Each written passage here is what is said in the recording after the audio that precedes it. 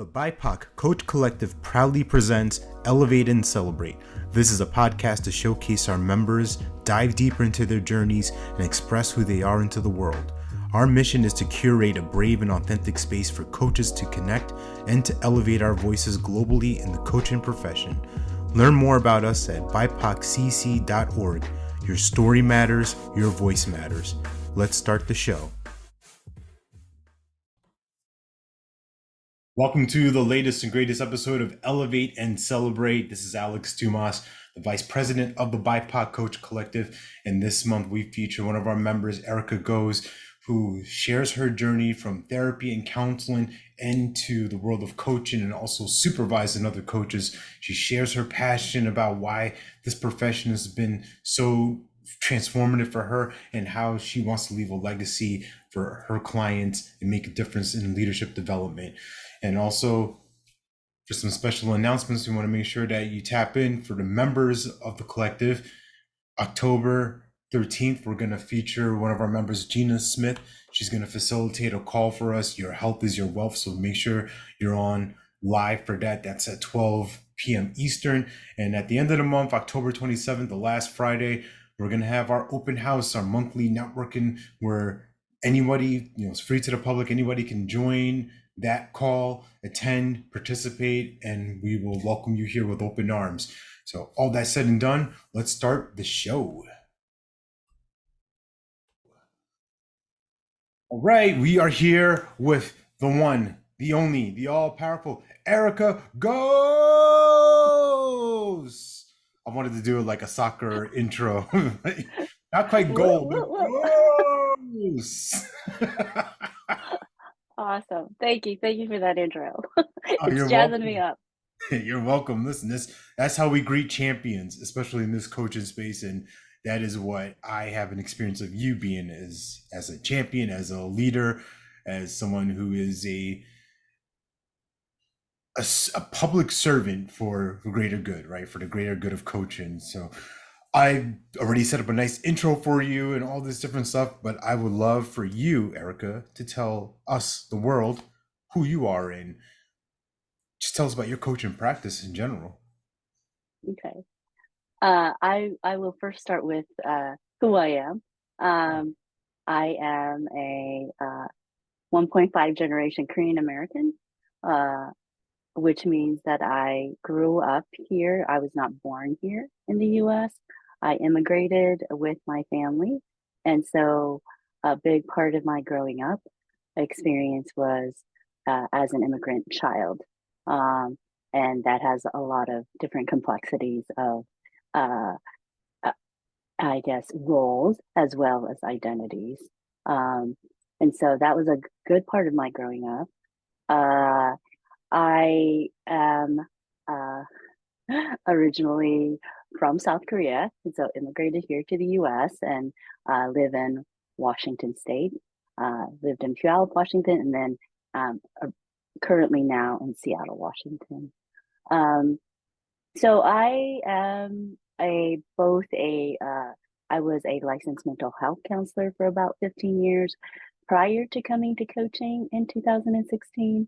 And my work was focused on self-identity formation around race and culture, as that is also a big part of who I am as a bicultural person, and navigating different spaces of race and culture and trying to figure out how to integrate those parts of myself together to be the best self I can be, and helping others do that as well.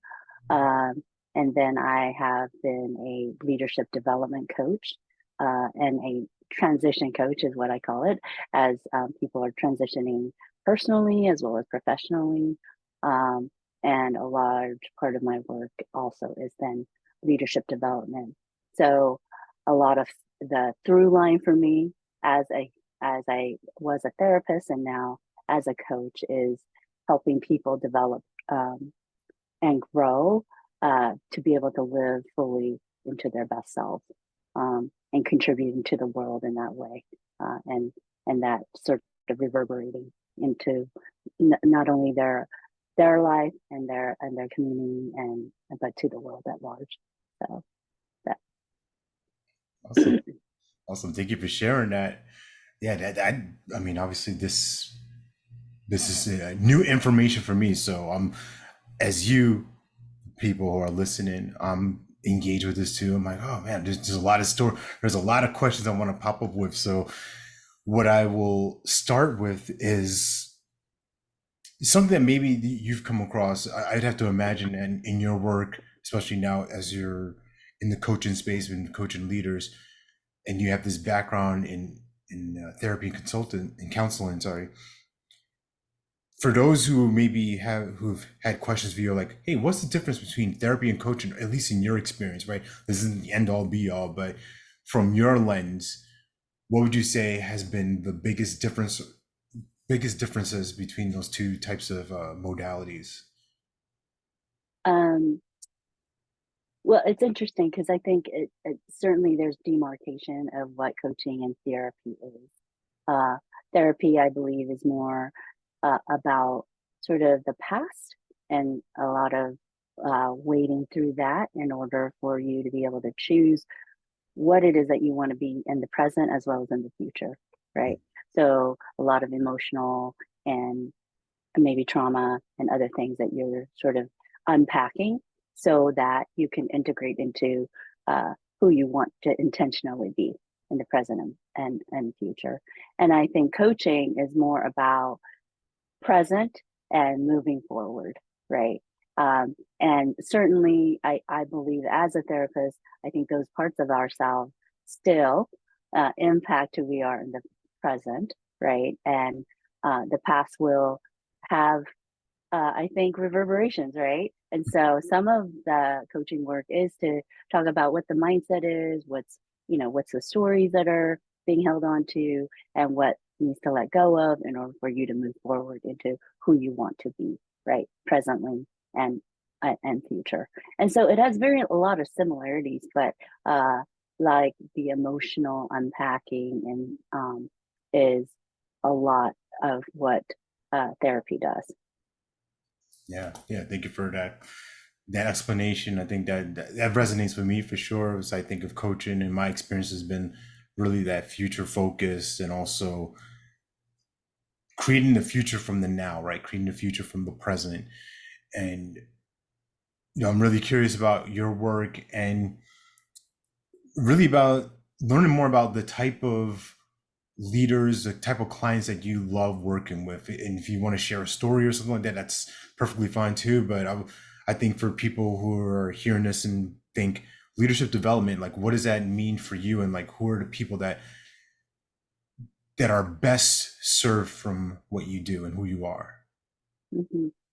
So I work with a lot of different coaching contract organizations, and so um, what I have found again, sort of the pattern is working with leaders of color and those who may or may not have access to coaching, and them being provided that, right? And being able to then, I think a large part of my work with leaders in general is about their identity and their values.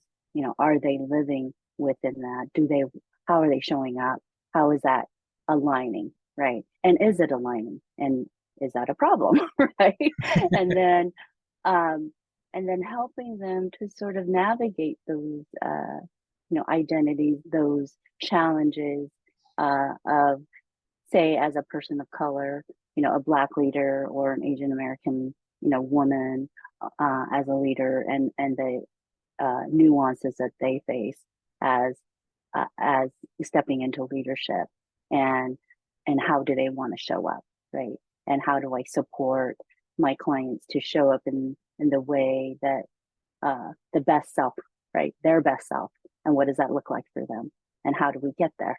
And what are the goals? And what are these behavioral changes and things, that mindset shifts that they want to make in order for them to be the best leader that they want to be?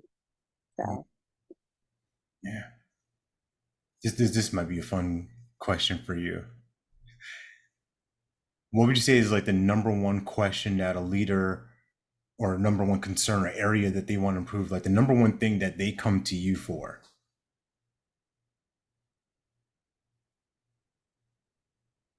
Uh, I think one of them is uh, how do they show up authentically as who they are, not masking, not hiding, right? But truly, genuinely being able to show up with all of themselves.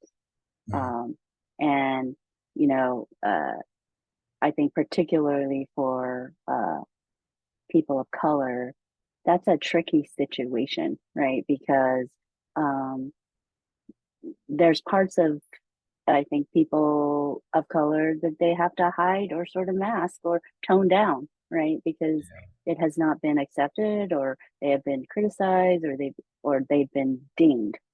They didn't get the role because of XYZ, right? And so being able to sort of center themselves on who they are and be able to show up uh, in the fullness of who they are, right? yeah, And that can be very challenging, I think, for African Americans and Hispanic and Latinx and Asian Americans, right? Because there's parts of themselves, the identity that feels really vulnerable and kind of scary to step into. yeah, yeah. Agree with that. And I love that you've used that word a couple times, identity, right? And just historically speaking, at least in this Western world, right, the United States, the American experience for people of color, to show up authentically, to display brilliance, to display different talents, that historically has been something that's been not accepted, or that could even get you killed. Honestly, right? Mm-hmm. Mm-hmm. Going back to like slavery, the what we perceive as what we understand as slavery, right? If you could read, like Yeah. you're a threat, that's a problem. You have to Yeah. eliminate that threat like ASAP. And Yeah. just love that work that you do, right, with the identity. I mean, what have you seen as far as a client coming to you having some of those challenges you said, right? Like they feel like they can't really be themselves, they can't really express, they're holding back, and then they do some work with you, and then afterwards, what's different in them? What's changed? I think confidence in who they are and and being able to have a voice and a place to reflect upon, you know, what's created who they are, right? Mm, And and so then being able to from that point, I guess in a lot of ways liberate themselves from all of the social, uh, psychological and social uh things that are holding them back, and hopefully it's a movement towards freedom for themselves and liberation of not only themselves but also when you're liberated as a person, you allow others to be that way too, right? Or make room for that. when you are liberated, you allow others to be liberated. Mm. Wanted to let that one sit in the air for a few seconds. If this wasn't being recorded, I'd just let that sit for like 20, 30 seconds, right? Because that's very profound. And I'm wondering, right, with this kind of going back further now, what got you interested in this work, and not just coaching, but helping people, counseling, of serving people in this way? Like, why choose this? You could have done anything else. um I think it like like I said before, the values alignment, I think it deeply uh like resonates with my own sense of purpose and meaning. Like that's I feel like that's how I show up as my best self in the world, is to help others and encourage and come alongside and support and sort of challenge people to show up the way that they are created to be, right? And to tap into the best parts of themselves. um and so I feel like that's what I want to contribute and want to bring into the world.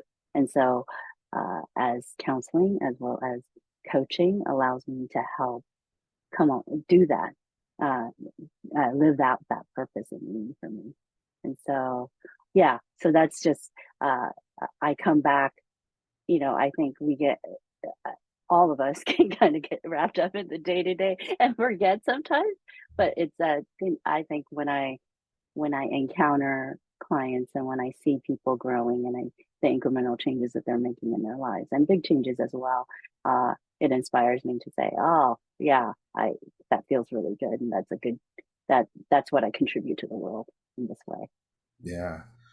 And speaking a little bit more about your work, right? You are somebody I know that is doing a lot to how does this mentor a guide like this. I hate to say it this way, like this next wave of coaches, right? This next generation of experienced seasoned coaches, and even some fairly new ones, right? With supervision, with guiding them along. So, can you speak a little bit more about that work that you do?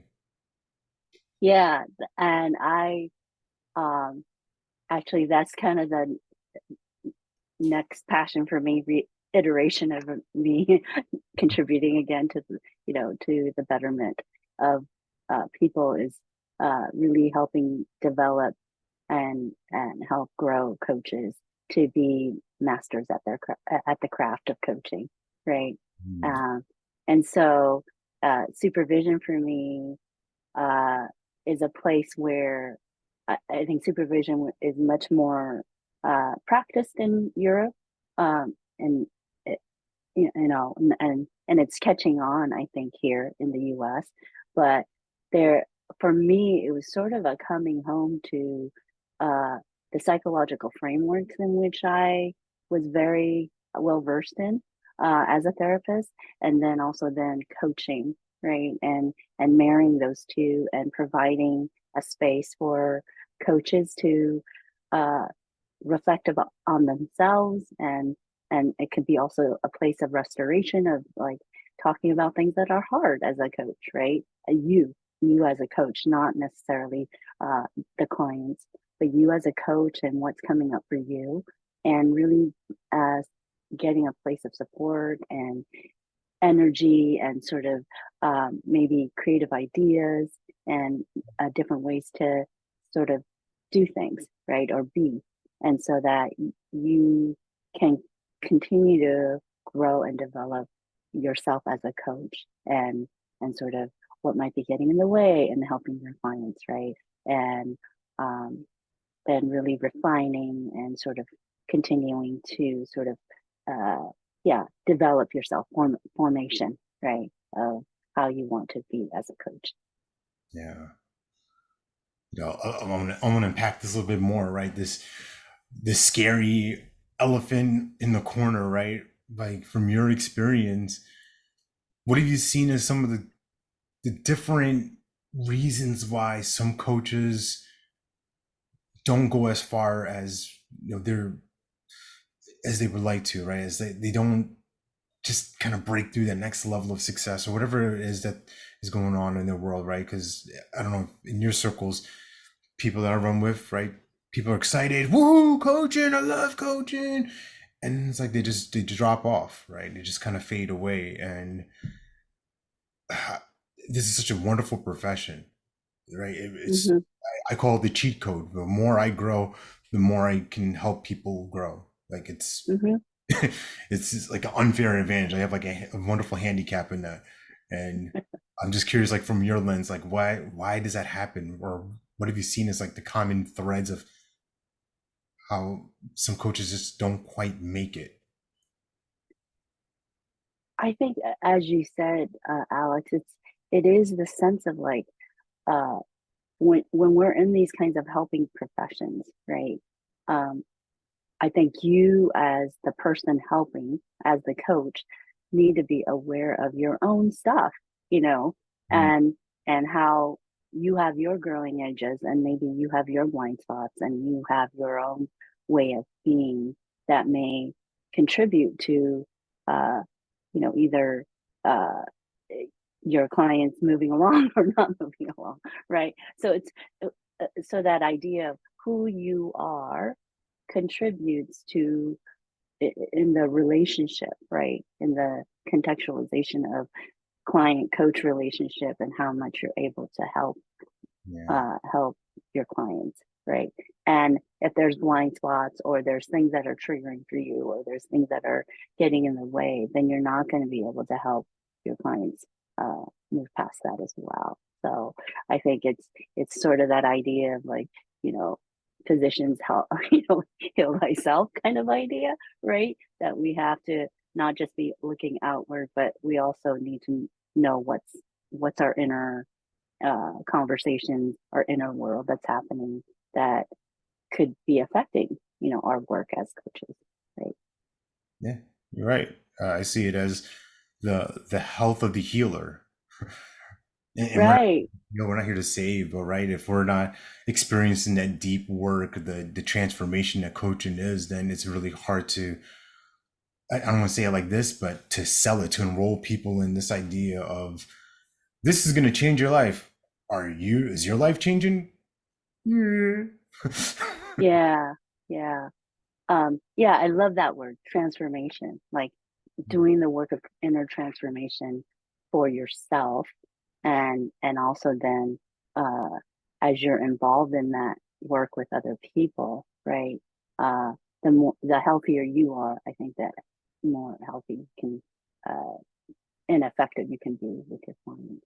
Yeah, for sure. It's an effective thing. I like that you said that word because I want to remove that idea of this is good or bad. Like I'm doing a good job, I'm doing a bad job. It's like no, it's just you can always break it down to like a tangible thing. Like is what you're doing creating a result, an effective result, a result that's heading you, that's moving the needle toward said desired outcome. And if it isn't, then Hmm. you at least have a place to correct that in with a coach, a mentor, a guide, somebody who's not emotionally attached, right? He doesn't have the same emotional charge for it. Can just be like, hey, Erica, like tap on the shoulder, like, what you're doing right now is good, but here's an idea that could be great. Yeah, yeah. So I look at it as growing our own capacity, right, to be able to enter into spaces, uh, because we're kind of doing the work ourselves too, right? Yeah. Yeah. Doing the work and being that for sure. You know, for my, this is a fun question for me. I just want to throw this out. Like how outside of coaching, right? What heals you? What rejuvenates you? What kind of inspires you to keep going on and doing what you do and helping the people the way you help them? Um, I think one of the things that I've re-tapped into this year is um, sort of a place for contemplation, and I do that through a group. Uh, every Friday, there's a Zoom group that I go to, and uh, it's a contemplative place of reflection. Meeting in small groups as well as just kind of doing reflective practices on your own. And so for me, that's been really life giving, as well as in that place, you can also kind of sit alone and just, in your own, in the bigger Zoom room by yourself and, journal, right? And Yeah. that I've re-tapped into that of journaling. I haven't done it in a long time. And this year I kind of committed to do that for myself. So that's a big part of it. Um, and I think just having a like creating a rhythm for myself that work rhythm, for myself that works, that creates enough space. Uh, like for example, very practical. I'm able to, put in like a 30-minute like break between clients because in COVID I wasn't doing that and I was sort of getting burnt out. And so really kind of looking through my schedule and my calendar for the month or the week to come and just making sure that I have enough like uh, moments of pause, that I'm not just running from one thing to the next. Yeah. Yeah. Thank you for sharing that. That's a real thing, especially in this kind of new phase of the world where so much is done virtually, right? Meeting to Mm-hmm. meeting, back to back to back, no space. And I'm curious, right? What you see the difference as far as the quality of your coaching and the caliber of your clients in that space of like nonstop, go, go, go, back to back to I'm gonna give myself a gap. I'm gonna give myself a break. Like, have you noticed the difference between how you show up and how your clients are showing up? I mean, I definitely feel like I'm less harried, you know, and and it, you know, gives me time to go to the bathroom and like go get water and, you know, and stand up and that kind of thing, you Wait, you know. don't need to And do that as a so coach. You just hold that in. You just wear a diaper. Like, what are you talking about? You never and so don't ever move. so when I'm more like grounded and centered, then I think uh, I hope that's what's showing up when I'm with my when I meet with my clients, right? That Yeah, I'm then that sort of reverberates into that space of like this is a place for grounding and centering and reflection and sort of getting in touch with yourself, right?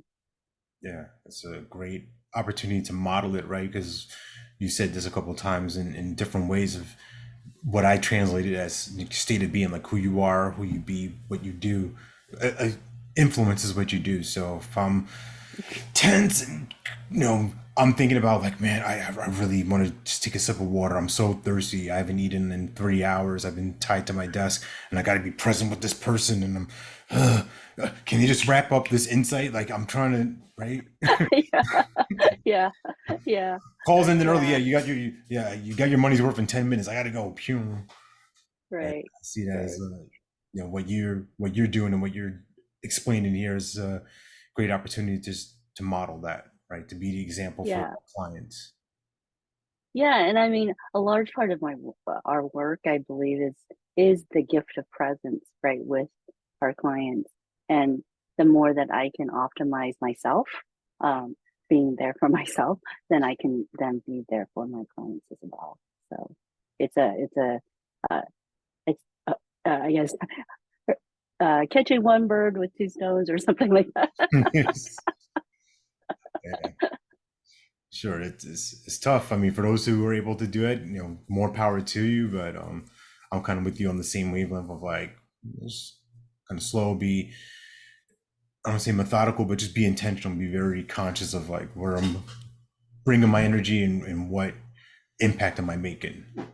Right, right. And I think that that's also true of like when I do supervision or when I'm doing mentor coaching. I think, you know, so much of our work, as I said, is about presence and what we're offering in in those moments, right? With our coachee or client or mentor, you know, other coaches. And so uh, I think that is it's a gift to offer to other people. And and so I want to do that. I want to be able to give the best gift, right? In that way. So Yeah. Well, as I'm gonna play with some words right now because I'm all about the puns, right? You mentioned the gift, so I'm curious, like, what is present to you as far as the gifts you want to give to the world? And you kind of talked offline about some coaching supervision groups, so I would love for you to just share some more about that for anybody who may be interested or it could be beneficial for. yeah. So that's one of the services I want to provide to coaches as well as to the world. I think um, I'm hoping to start up two group supervision groups, and that usually is like five other coaches, and it's a way to. I love the synergy and the collective wisdom that comes from a group, and that itself, I think, allows for the supervision to work its magic. But it's a way, it's a place where uh, coaches can come and reflect upon their work, whether it's a case or things that they're repeatedly sort of uh, uh, coming into, and a safe place to, you know, be able to get support and encouragement as well as reflection around that, and walk away with new insights and maybe changes like they want to make, right? And you're with uh, other professional coaches who understand the work, and they also so it's a place of vulnerability and also camaraderie and sort of community uh, to support each other being the best, showing up in the best self uh, as coaches. So I love that work, and I really want to be able to move that forward uh, this next year. Yeah. Yeah. I'm excited for you, excited to see what's going to come out of that. And this is a perfect segue setup for one of my favorite questions that I love to ask is, just about how you found your way into our safe space, our container, this BIPOC Coach Collective. So if you would enlighten us with that quick story. Yeah, I was working. I was volunteering at ICF Washington at that time with the first equity working group, and this was during COVID, so 2019, 2020, I guess. Yeah. And Reem's name kept coming up because my the person I was collaborating with, Pagina, was talking about Reem and how she had a group that she gathered together, and most of them BIPOC coaches. And so I had put that in the back of my mind, and then I thought, oh, I would love to be able to join and see what this community is about. And I started coming, I guess, the beginning of this year, and joined the networking, and just felt again a sense of home with the community here, and just the openness and the uh, and generosity that people were giving of their energies and their resources, and just support. And so I just felt like, oh, I really want to be a part of this community. And so I joined in April. And yeah, I just love the vibe, just support and really encouraging and helping us to, yeah, uh, bring our best selves as coaches, and sort of networking with one another. So Yeah. Thank you for sharing that. I want to send a quick shout out to you, Pagina. Thank you for introducing Erica to us. And we miss you too. So stop by. This is not a call. I was like, oh my goodness, you shamed her. Like, no, it's just this is inclusive space. We love y'all. And of course, shout out to Reem because she is Madam President and she is her web spins very wide right over here in DC, but her name is ringing bells in Washington State. So that tells you right, to know about her. exactly. So Yeah. Also, Erica, before we wrap up, I'm just curious because you have such a fun side. You're very like calm and cool, but I'm like, what's like one or two things that people would be surprised to know about you? Like, what are some like interesting things or fun things to be like, no, I didn't know that about Erica, or like, I didn't see uh that, right? okay. Well, one fun thing about me is I have a tattoo What? No on way. my left, yeah, on my left ankle, and it is called a Celtic lover's knot. So my husband and I both got it about 6 months after we got married. Oh, oh my goodness, y'all so cute. Y'all so precious. So that's one thing. Um, the other thing is, oh gosh, I don't know. Um, yeah, I don't know what else. It's all right. I only do that because, as you said off air, right? Like, doing these kind of things, podcasts, interviews, stuff like that is a little bit edgy. So I just wanted to like throw a little bit more to the edge. Just that's my fun game to push you out there. So that's hilarious. You have this tattoo. I'm like, does she have like a thug life tattoo on her back? I'm like, No, no, a small Erica's in a one, a biker small. gang. Yeah, did you know? I drive a hog. No, I'm Yeah, just right. kidding. All jokes aside, I'm back. All right, gotta get the show. Got to get the show right. So yes, thank you for sharing all of that, sharing you and providing us such insights, and you're such a valuable resource to this collective. So I wanted to let you know, I want to give you your flowers while you're here, and just make sure that we elevate and celebrate you, right? Because you're a powerhouse. You're somebody who's been in this coaching space and just the overall transformational growth space, between therapy and this work for a long time. So the work you do and the clients you serve, it's so appreciated. Thank you. Thank you so much, Alex. You're welcome. For anyone out there who's interested in connecting with you or learning more about you and your work, where's the best way we can track you down? You could, I have a LinkedIn page, obviously, Erica Goos, ERICAGOOS. And then I have a website, ericagooscoach.com. All right. All one word. It is not Goose, it's Goes. Yes, it's Goos. Yeah. Without the T. Don't forget that. Right. It's kind of like that. It's in the ballpark. But yeah, so one final thought I want to ask, is there anything that you love to, any final kind of takeaways, any final thing that you want to share or express before we disperse? Yeah, I feel that this is a privilege and an honor to be a coach and to be able to, just the aspirational aspect of what we do, the work that we do, and hoping that it will not just, it reverberates for one individual, but it also reverberates into relationships and in communities, and then it reverberates to the world. And so I hope I continue to aspire and be inspired to do the kind of work we're doing with people, and that it can have a positive impact on the world. Yeah, well said. Thank you for being an ambassador for this great work. Thank you for being somebody who just goes out there and makes a difference. Just at the end of the day, that's what we as collective, as humans, and especially people of color, need more of, somebody to be a stand for others and to serve. So thank you. Thanks. All right. So that's it, y'all. Timed out for this last episode. We'll see you next month. Thanks, Erica. Thank you. Thanks for watching this episode. If you got value from this, please subscribe and leave a rating and review.